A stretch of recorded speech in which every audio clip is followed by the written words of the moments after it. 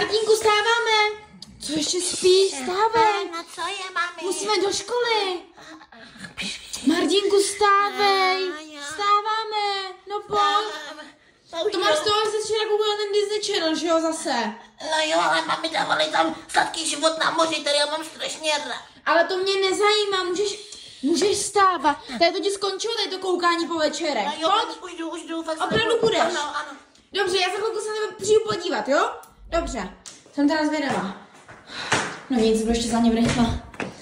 Martine, stávej už! Ano. Stáváme! Vstávám. Pojď, už fakt stáváme, musíš jít do té školy. Dobře.